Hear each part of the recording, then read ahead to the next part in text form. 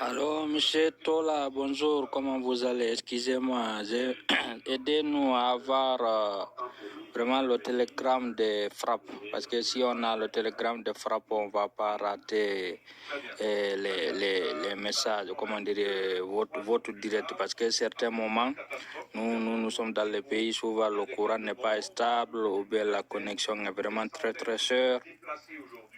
Donc si on a vraiment le télégramme de frappe, nous pouvons vraiment vous suivre de A à Z, s'il vous plaît. Et merci, bonne journée et bonne soirée où vous êtes. Merci à vous et à vos groupes, votre membre. Merci, c'est ce que je voulais dire. C'est M. Diallo Amadou depuis Brazzaville. C'est tout là, bonsoir, comment vous allez? C'est M. Diallo Amadou depuis Congo Brazzaville. Il y a un peu longtemps, je vous ai pas envoyé des messages comme continue votre temps. Quand on envoie un message, on aimerait être répondu, mais c'est pour vous remercier en tout cas pour tout ce que vous faites. Votre message, si les Guinéens le faisaient depuis que vous avez commencé à produire des conseils, depuis là, on n'allait pas être là. Parce que je me souviens, quand vous avez appelé Conseil des casseroles en Guinée, c'est avant que le Sénégal le fait avec Sonko. Et ils ont fait ça marcher. Regardez le niveau de Saralo aussi, ce qui s'est passé là-bas. Vraiment, félicitations. Et je te demande, s'il te plaît, de ne pas te décourager. Et quand on a les informations, on est tous vraiment, ça nous énerve parce que c'est notre pays. Sincèrement, j'aimerais échanger avec vous, mais comme vous n'avez presque vraiment pas le temps, mais si vraiment c'est possible, si c'est vraiment possible, vous pouvez me répondre positivement. Là, je peux télécharger Imo ou bien j'ai Telegram aussi pour qu'on puisse pas échanger là-bas. Comme le WhatsApp, je sais que vous n'utilisez pas le WhatsApp. Et vraiment, c'est pour beaucoup de... C'est les avis aussi, j'ai compté vous donner, mais si j'essaie vraiment, c'est vous ou bien c'est votre... c'est un de votre entourage sûr que j'échange pour que je puisse le faire. Sinon, il ne peut pas faire les échanges, je ne sais pas. Parce que je sais vous êtes vraiment trop entouré, c'est très difficile. Et merci, bonne soirée. Okay. Ndare message ɓe musidɓe meɗen ɗo kuma no wiide kon wonde ma yiɗa moƴƴi fanni manti ko wonɗa e wadde kon koko ɓe yiɗi kon yafotoy to mum oɗo message min tigi min waɗi mo personnellement o yi ɗo date yiɗi depuis 2024 ɓeɗo ɓe windude 3 janvier 2024 ɓe windi o message ɗo répondeur automatique o répondi ɓe ɓe ɓeytti ɗon s'il vous plaît aidez-nous de voir le télégramme de frappe ɓe waɗi o audio mo ekkutuɗon ɗo goɗɗo répondi ɓe au nom de l'équipe o landi ɓe si ɓe abonni ka frappe ton ɓeni oui j'ai pas encore vérifié un an après ɓe addoyo audio ɗo exactement un an parce que le 3 janvier 2024 ɓe addi message on ensuite 2 janvier 2025 soit exactement un an presque jour pour jour ɓe addi toy o message ɗo o message mo ɓe addi ɗo yafe o message mo ɓe addi ɗo ɓe wodi konko nanɗon ɗon kaɓe apprécie moƴƴa wonde makko frappe on woni e wadde kon si tawi ideji ɗin ɗi gollitirano harayno ɗo wonnoɗen et puis voilà message mo ɓe réponda on bonjour monsieur Diallo et merci infiniment pour vos audios ça se voit non seulement que vous êtes un fidèle abonné de nos pages mais aussi un citoyen très attentif à nos consignes. Vous avez raison que nos concitoyens semblent négliger les appels et conseils et cela casse l'élan de la lutte pour ne pas dire que ça la tue. Mais comme vous l'avez également dit, il ne faut pas se décourager. Parfois, les bonnes choses prennent du temps avant qu'elles ne se réalisent. Et lorsqu'elles se réalisent, elles durent très longtemps. Merci infiniment à vous pour votre fidélité et vos mots d'encouragement. Pour ce qui est de l'échange, si vous avez un numéro Telegram, prière de nous le laisser afin qu'on puisse vous rappeler dans la mesure du possible. D'ici là, passez une très bonne soirée. L'équipe, c'est le 2 janvier Même jour, mon gars dit audio, il a été répondu. Ce qui est très rare, il va répondre dans un bref délai. Mais puisque quand il y a étoile, on va compte pour dire parce qu'il y a la possibilité de faire un suivi des messages. Étoile, on va essayer de lui faire une suite. Suite, il a répondu. Regardez les heures. Hein. Là, on lui a écrit à 9h58. Et il a répondu à 11h12, de la même date. Il dit, ok, d'accord, je vous envoie le numéro. Bon, on vous le laisse pour qu'on ait vraiment ce qui est la personne. C'est mon numéro Telegram. Merci et bien à vous. Ça, même s'il y a un niveau, c'est quelqu'un qui sait écrire et lire ou parce que plus loin, il y a le message qui va venir là. C'est autre chose. Bon. Le 2 janvier, toujours, les échanges continuent. Message, bonjour Monsieur Diallo, et merci pour les messages. Numéro bien reçu, et à la prochaine, Inch'Allah. L'équipe, il a été répondu le même jour à 21h19. Lui aussi, il a dit, merci, ok, merci beaucoup à vous. Voilà. Hande Dono, vous avez vu là, toujours on est dans 2025, mais là, aujourd'hui, nous sommes le 24 août. C'est lui qui avait dit que Tola est bien, il est ceci, il est cela, donc il est intérêt, s'il veut lui parler, il dit Tola, tu es lâche. C'est différent de l'autre qui écrivait en haut, sans faute. Tola, tu es lâche. Réponse automatique, on y est. Ensuite, il dit tu es nul. Tu parles comme si tu es quelque chose. Les fautes commencent parce que apparemment il utilisait quelqu'un pour écrire pour lui. Là maintenant, c'est lui qui parle. Toi aussi, tu n'es pas père de quelqu'un. C'est ce qu'il veut dire. Mais c'est père de quelqu'un. Tu es zéro. N'importe quoi. Dieu non, il y a une mentalité. Lui là, il est juste. Sincèrement. Il a moitié fan ni manti kon da wadde kon ko wela tammi kon.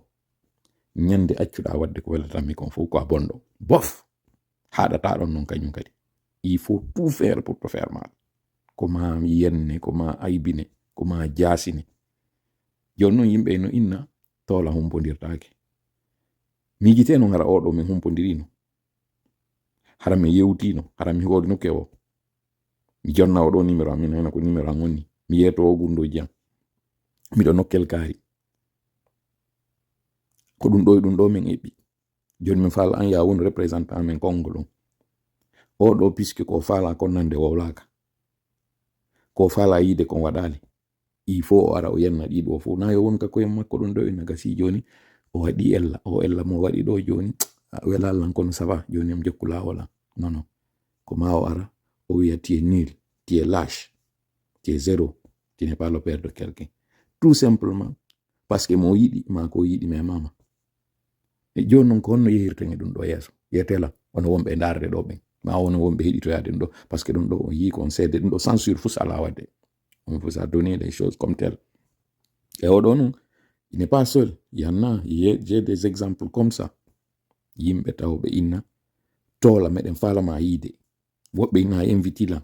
Aro ino kelkari. Mi do habbi ma nyande mi umawo mi hore mi wada dum do. Be yeggita be wadi no message. Ma wonde be yeggita be wadi no nokkugo e page go. Puisque nous ici, quand il y a quelque chose, on a toujours une équipe qui suit. Si me wadi lien ma wonde mi yoya commentaire ji mabbe nokkugo kabe ari be woli kabe sika wano mi yata wobbe wada capture adda c'est-à-dire dum do no yurmi ha fe'iti metta sincèrement min dum do mettata lan few dum do no welam mi parce que alla wallilan odo pour x raison koko eti do kon fop malgré o intérêt mo jonna do fop mais humpondirali pourquoi il y a un sixième sens qui me dit parfois où Allah empêchera ni haraw jaba lato fiu pay odo wallahi je voulais être en contact avec lui wallahi pour trois raisons. La première koko tay kon o jettita makko o windi o addi audio ko landa kon fop o wadi watti kadi ka won don ko nokkure nde tawata meden faala représentant jodon mais pas n'importe lequel odo si min humpondirino c'était pour discuter avec lui ya faale makko anda idée makko yewtida e makko ina bon joni an on a wonna en ka frappe parce que kanko ari o inni walle men heɓa frappe min heɓa ɗum telegram frappe donc oɗo li na tola tun ko tola kañum kadi ini sigon ma ko tola yira ko miɗo fala tawtude. Voilà pourquoi lui j'étais vraiment intéressé à entrer en contact avec lui. Mais Allah ɓay ko o moƴƴo kanko mo andi ko wirni mi anda o waɗi oɗo min humpodirali plus d'un an après min humpodirali ko dole an ko ƴoyri an o ko Allah ka ñeñƴal makko ton ka mbawdi makko kanko waɗi ɗum ɗo mi wawali humpodirde. Hande ɗo je suis très content yo taw sifa oɗo o ari o woli ɗiɗo e ko ɗum ɗo wonno mi woldi hanki ka live hiɗa moƴƴi fanni manti ko wonɗa e wadde konko komi faala ko haysi ɗum ɗon no boni hiɗa boni ñande tawi ko wolɗa komi faala ko haysi ko ɗum ɗon moƴƴinta a o yi non ɗum ɗo Allah na bonɗo Allah ko nunɗuɗo ko ahkamul hakimina fanni manti ngu jikkuɗo en accali ngu ko wallahi o wurtay e hoore meɗen ɓen tawoɓe ɓe jogoto en ɗen jogiɗe tawata ko ɗen jogiɗen luttuɓe ɓay oɗo na nunɗal ngal o yewtiri ɓawo mum mi ala wiide komi jokki komi ɗo andi fof ma komi woni kon e mum no feewi ɓuri fof kono hakkunde mon e Allah oɗo arɗo coobiri mini wacciri mini wowli ɗiɗo fof ɓay o nani audio o o windi o wowli o yi on jangi kadi vidéo on o yi o sirkidi ƴawdi joldi o yi on jangi ɗum ɗo oɗo yo yiltito yenniramani tie lâche ko ɗum woni lâche ko goɗɗo tawɗo ko waɗata kon c'est-à-dire ko woni lâchete ko tuma tawi wowla ko tawata feppodiray ko wonɗa e wadde kon ma weddintina janfoɗa ko ɗum woni lâchete ardirana goɗɗo e ɓawo cukkamo laɓi ko ɗum woni lâche hiɗa hani pirdugol e goɗɗo si on waɗi tinde e tasande o wawete weddintinamo ƴetta hayre tappamo goɗɗo hooloma ardiranamo ɓawo wippita konkonti hoolore ma ɗum duñamo ko ɗum ɗo wiyete lâcheté te nul ɗum ɗon ko a fous ko ɗum woni nil tu parles comme si c'était quelque chose ɗa yewta innayi ko a goɗɗum goɗɗo ɗon mo tawata ko bani adama mo on Allah wi wala kad karramna bani adama an ara wiya hiɗa yewta wasi ko a goɗɗum taynami goɗɗum komi on ɗum bon mi lannitora yewtere nden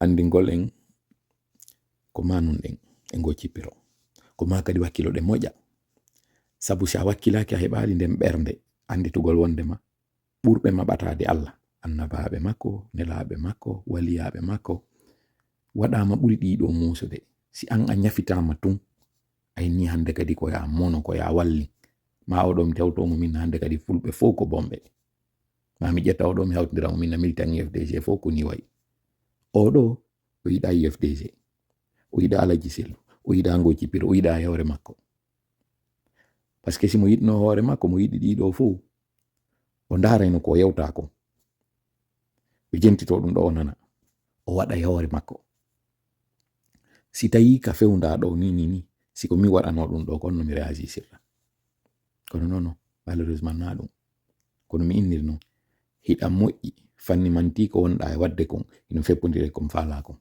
ñande wowluɗa ko tawtana ɗum ɗo ko a bonɗo mi yiɗo capture d'écran ka goɗɗo waɗi e nder commentaire ton ke toola ko mandeng toola ko pullo ko yiɗuɗo leñol mum ko wakkiliɗo ko nunɗuɗo fanni manti toola ko ne wadde kon no yeɗɗi koko mi faala kon ñande toola waɗi ko tayina ko feewi o toola ko jilluɗo toola ko mande jalonjo toola waɗin ko manden kaajo ɗiɗo foppi ɓe waɗi sanzandema ko fattu ko ngujjo ko fenowo fus o gaynata ɗiɗo fop on yaltina ɗi defon e hoore on tigi fi wonɗum fi ɓay ko o wowli kon on faalaka ene onon on hulata Allah accen hulen Allah seeɗa wattane yila ɓay on mo wonɗen hullude ngun gayngu ɗon si kanko kadi o yettiki en sifa ngun gayngu ɗum ko ni duñirto yimɓe ɓen ɓe yaha e ɓen ɓe tawata ko ayɓe mo si ɓe yehi noon ɓe tawtoyi ton jooɗoɗon noon e aybingol ɓe kadi yonkoɓe bomɓe ƴetton tuunɗi ɗin fof fawon e hoore maɓɓe no mi wiiri en noon e yiltagol ɓaawo goɗɗo e na ella kono reɗa yilto ɓaawo on tigi andi to an on tigi on yaaduno andi to on wadduno hunde kaari andi to no ñandego a wiwnomo hunde kaari a waccunomo a coobunomo a wiwno ko onon si laawi mon seedi accitumo o yaha kono ta fekkindo fawa e hoore makko ta wowlu hoore makko konko annduɗa na gonga ɓay tun a faalaka mo jonno Allah accu Allah ñaawa hakkunde mo e ko non moni huɓinirde yewtere nde. Oɗo mi ƴetti Allah hakkunde amin, oɗo mi yewtali, mi wowlali o ko metti, mi waɗali o ko metti. Mi torike ma an Allah ko a ñaawowo, ko a nunɗuɗo, ko a anduɗo kala ko wirni, andi mo kala ko wondi e mum ko. Qul illahumma malikal mulki fatira samawati wal ard anta tahkumu bayna ibadika fima kanu fihi yakhtalifun. Allah ñaaw hakkunde an e oɗo, Allah ñaaw hakkunde an e oɗo, Allah ñaaw hakkunde an e oɗo. Amin ya rabbal alamin. Ando non musidɗo mi seytnanama few, mi seytnanama koko mi yewti ɗo kon fof no gasa esim kayne audio ɗo mi yeggiti fi maɗa, kono sifa ngu jikku maɗa ɗo e kala jogiiɓe sifa ngu ɗo koko mako yaltiti ko a wawi ƴettude tamma on ara waɗa ɗum ɗo. Mi toriki Allah amba e wawɓe maɗa fof yo Allah ñaawo hakkundeji meɗen. Siko min toñi yo Allah wurtan e konko mi toñi ɗon o yafanolan, siko an toñi yo Allah wurte konko waɗɗa ɗon o yafano ma, o itta ngu jikku hakkundeji meɗen. Amin ya rabbi.